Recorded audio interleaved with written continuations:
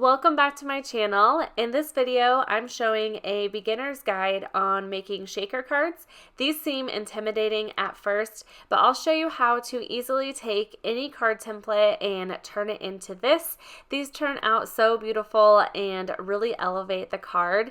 These will be great cards for mothers, grandmothers, daughters, daughter-in-laws that are moms. If you enjoyed this video, I would love it if you gave it a thumbs up, and I would also love it if you subscribe to my channel and hit that notification bell if you want to see more Cricut tutorials like this one. I found my design in Creative Fabrica. This is where I get the majority of my designs and fonts. You can see they have a ton of options for cards, and in this video I want to show you how you can take pretty much any of these cards and turn it into a shaker card. This is the card that I found that I'm going to be turning into a shaker card. I signed out of my Creative Fabrica so that I can see how much the card costs, and it looks like it's free right now, which is so awesome. So if you want to use this card, you can just select download for free and use it.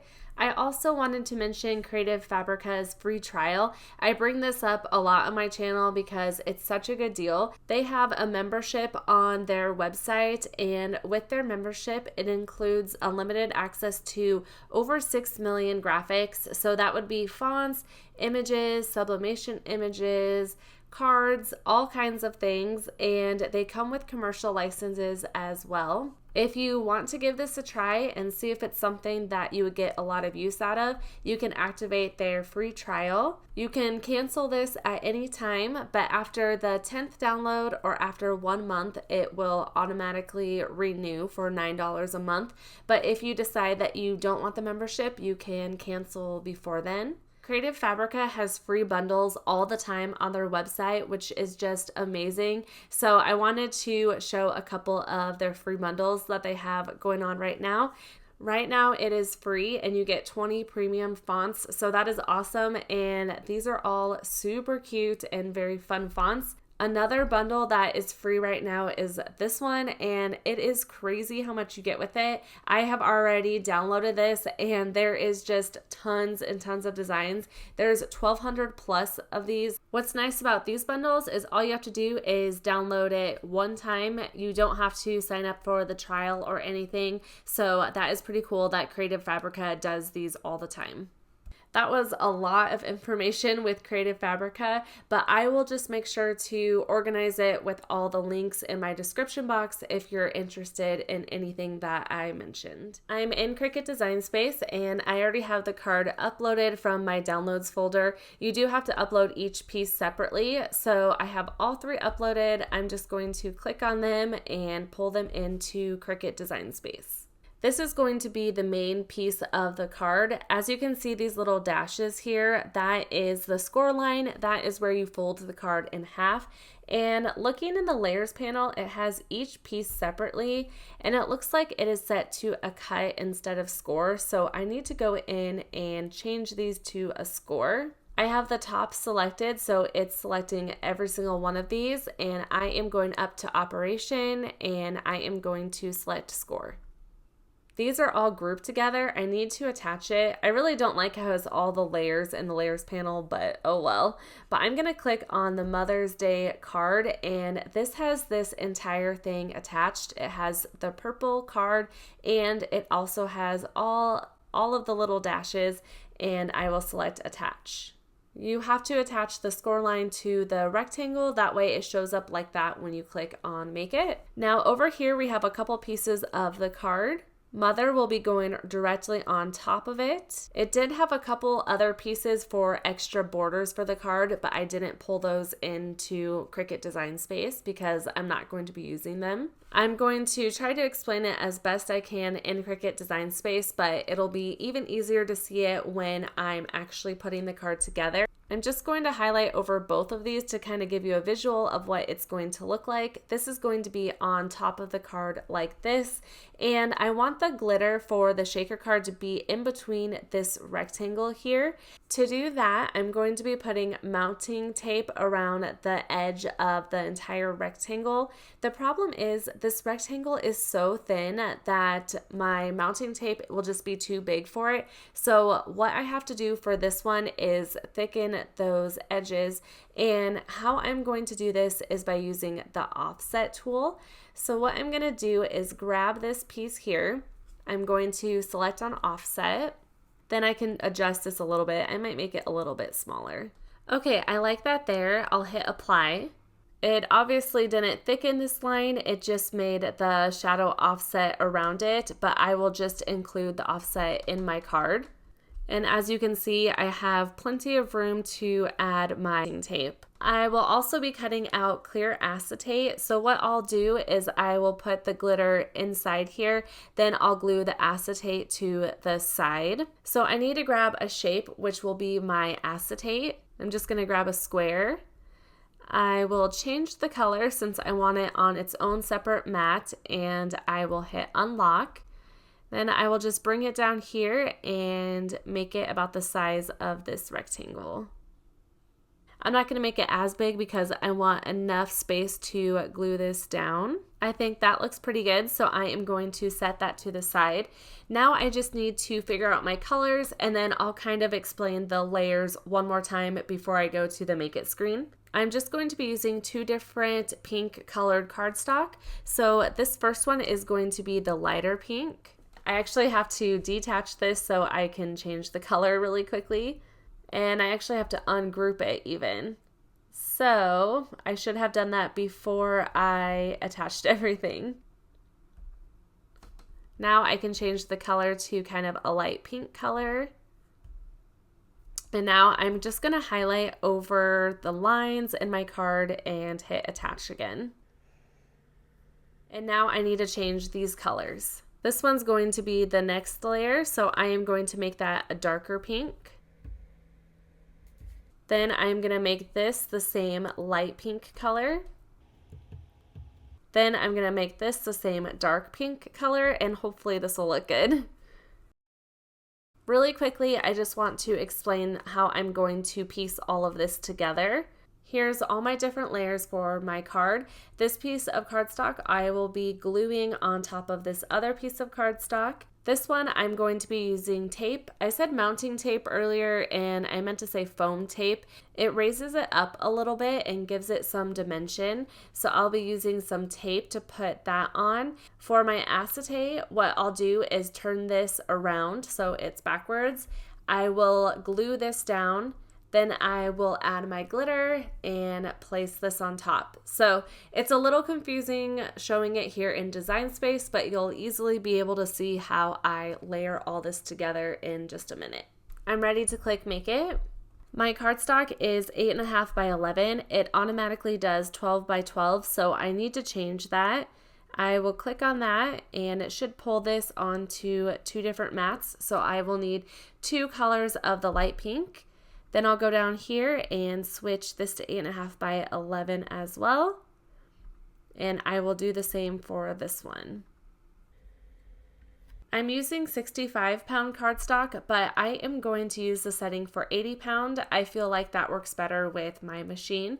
This first one has the scoring line on it, so it is telling me to load my single scoring wheel in clamp B. If you have an Explorer machine, you can use your scoring stylus, and honestly, the Cricut Joy, I'm not sure if they have a scoring stylus for that, so I will have to look into that. But I will load this first and I will show you how I do that on my maker. Here's the cardstock I'm using. I pretty much always buy the Recollections brand from Michaels. I'm using my green mat just because it isn't as sticky anymore, so it works great for paper. And I use my brayer tool to make sure it's sticking down well. Then I grab my scoring wheel from my Cricut blade organizer, which I highly recommend. I love how it stores all of my blades. And I just replace my fine point blade with my scoring wheel. The Cricut will make the score lines first. Once it's done, I will get a prompt in Cricut Design Space telling me to switch out my fine point blade. Don't unload the mat at that time, just replace it, then hit the start button. To remove the paper, I always bend my mat backwards, and that prevents the paper from bending. After that, the Cricut will cut out the light pink cardstock and then the darker pink cardstock.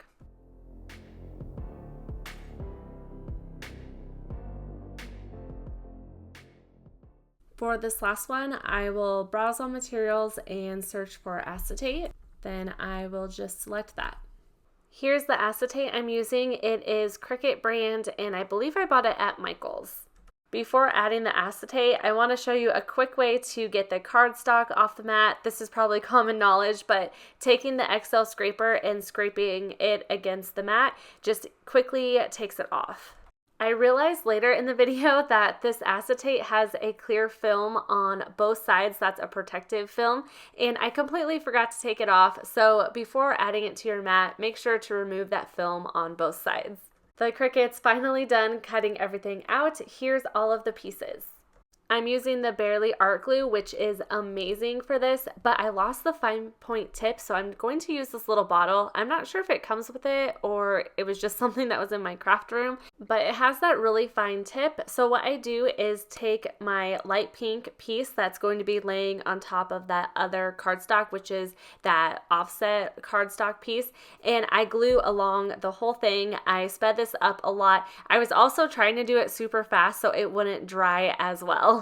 I used to avoid all cards or gluing things until I found the Barely Art Glue because it's just so easy, especially with these fine little pieces, to glue it down.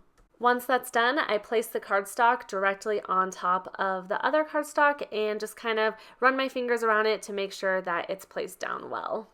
I have those two pieces glued. Now I'm ready to add the acetate to the back. I broke my Barely Glue, the tip of it, so I was so disappointed. I need to buy another one. It was totally a user error, but what I'm doing is gluing along the outer edge of that piece.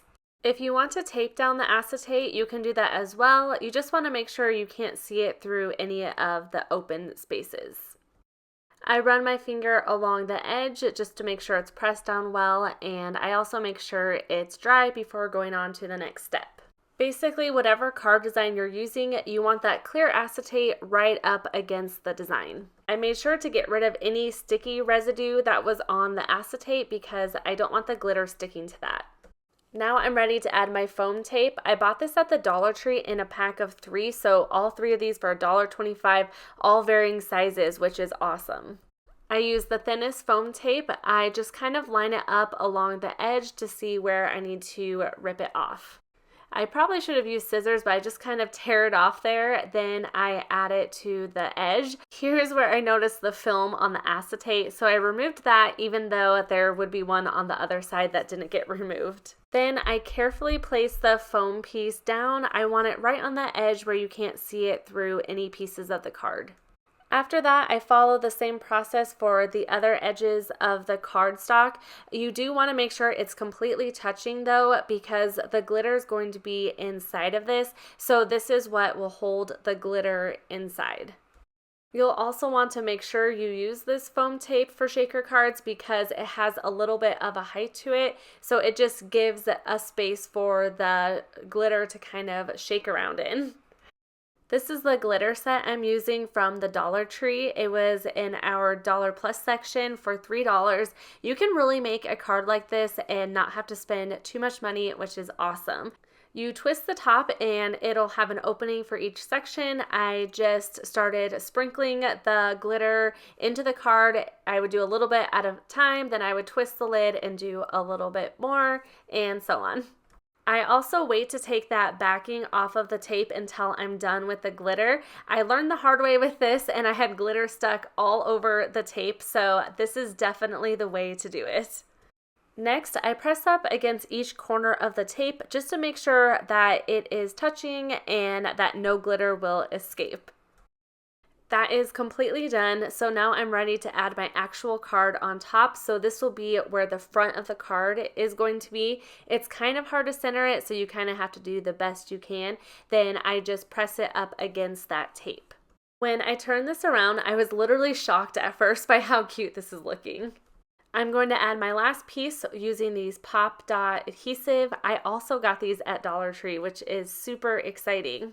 I'm using the circle ones. I just peel off the backing and place it on the cardstock. The tricky part here is to make sure you can't see the dot on the other side. So I just placed it where the thicker part of the letter is, and I kind of kept checking it like that to make sure I couldn't see it.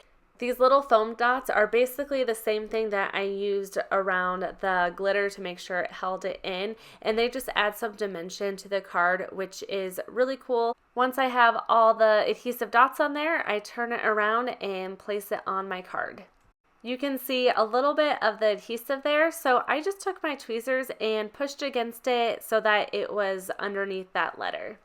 You can see how the pop dots really add dimension to the card. I absolutely love how the shaker card turned out. The glitter just adds such a beautiful effect to it. I'll have all my products and Creative Fabrica links down in the description box. Let me know if you've made these before or if you plan to. I also, once again, would love it if you gave this video a thumbs up, and if you subscribed if you are new to my channel. I post Cricut videos every week.